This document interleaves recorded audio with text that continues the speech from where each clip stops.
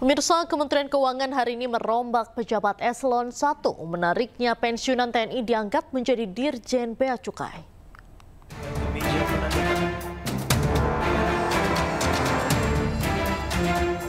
Menteri Keuangan Sri Mulyani Indrawati resmi merombak jajaran eselon 1-nya. Mulai dari berbagai posisi dan upacara pelantikan berlangsung di Gedung Juanda 2 Kompleks Kementerian Keuangan Jakarta Jumat pagi. Total ada 22 pejabat eselon 1 yang dilantik Menteri Keuangan Sri Mulyani.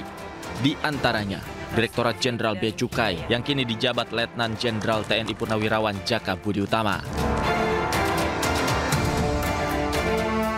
Terkait pelantikan tersebut, pihak Puspen TNI menegaskan status Letjen TNI Jaka Budi telah mengajukan pengunduran diri dari Dinas Aktif TNI dan mengikuti proses pensiun dini sesuai ketentuan yang berlaku.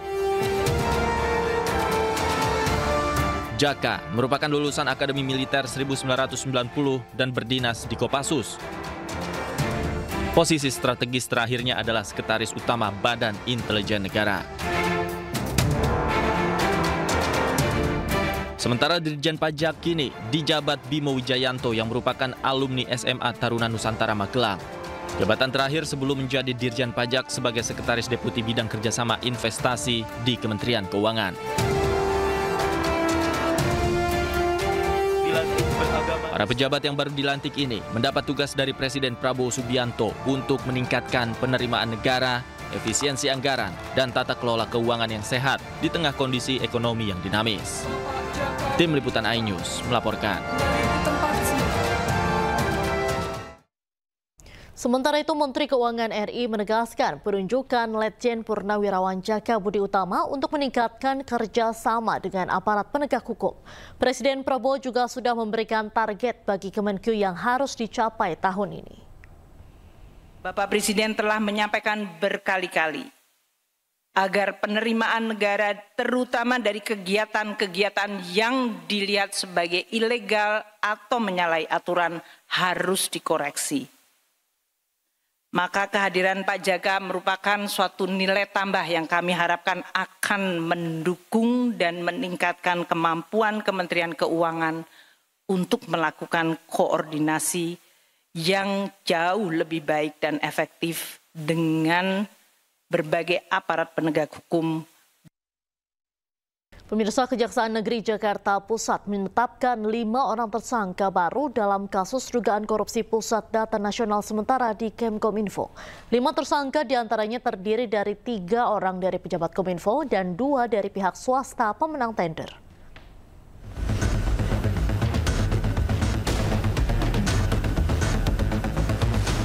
Kasus dugaan korupsi Pusat Data Nasional Sementara di Kementerian Komunikasi dan Informasi periode 2020-2024 mulai mendapatkan titik terang. Kejaksaan Negeri Jakarta Pusat menetapkan 5 orang tersangka. 3 dari 5 orang merupakan pejabat Kominfo dan 2 orang dari pihak swasta pemenang tender. Perusahaan pelaksana justru mensubkonkan kembali kepada perusahaan lain dan barang yang digunakan untuk layanan tersebut tidak memenuhi spesifikasi teknis. Hal ini dilakukan agar para pihak mendapatkan keuntungan dan mendapatkan kickback melalui suap atau pemberian hadiah atau janji atau gratifikasi di antara pejabat Kominfo dengan pihak pelaksana kegiatan.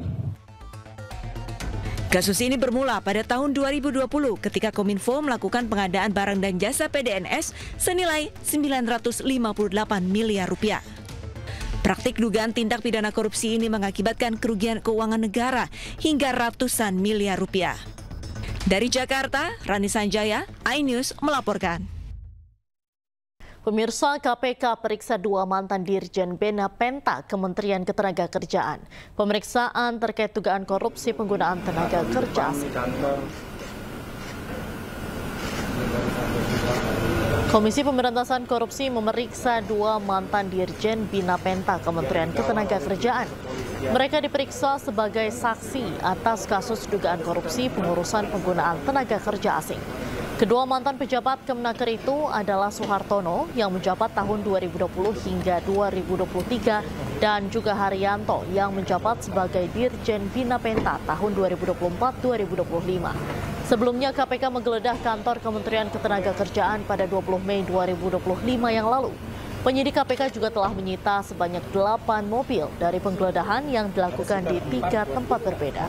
Sejumlah dokumen disita oleh penyidik dan sudah ada 8 tersangka yang ditetapkan oleh KPK atas kasus tersebut. 3 mobil berwarna hitam. Jadi mereka jalan ya bro? Gratifikasi tenaga kerja atau TKA. Mobil terakhir nih. Yang baru saja keluar.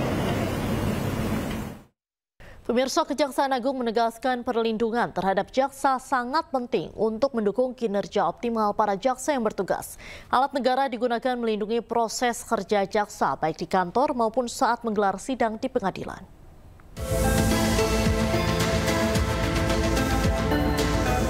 Kepala Pusat Penerangan Hukum Kejaksaan Agung Harli Siregar mengatakan, penerbitan Peraturan Presiden Nomor 66 Tahun 2025 tentang perlindungan negara terhadap jaksa dalam melaksanakan tugas dan fungsi Kejaksaan Republik Indonesia merupakan bagian dari upaya pemerintah melindungi jaksa dalam bekerja.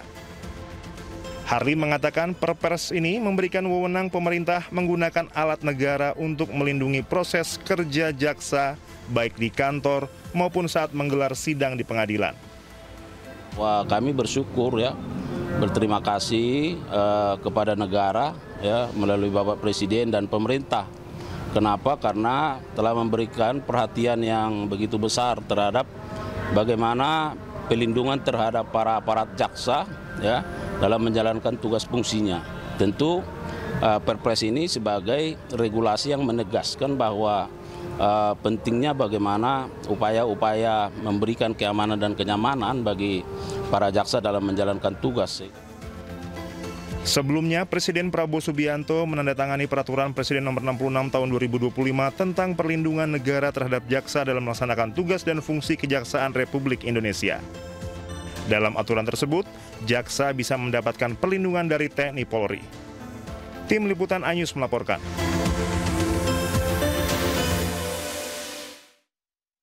Panglima TNI perintahkan para personelnya untuk menjaga kantor kejaksaan di seluruh Indonesia. Namun sejumlah pihak menilai mandat tersebut dianggap menyalahi regulasi.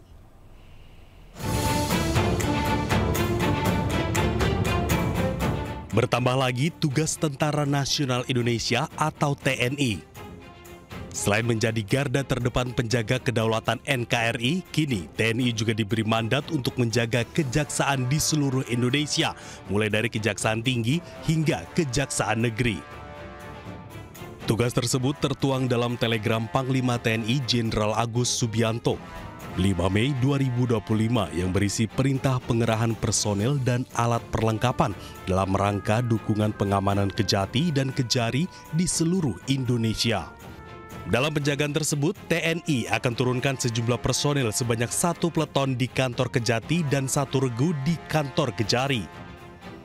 TNI Angkatan Darat menyatakan pengamanan ini merupakan kerjasama TNI dengan Kejaksaan. Sementara Kejagung pastikan tidak akan ada intervensi penegakan hukum oleh TNI.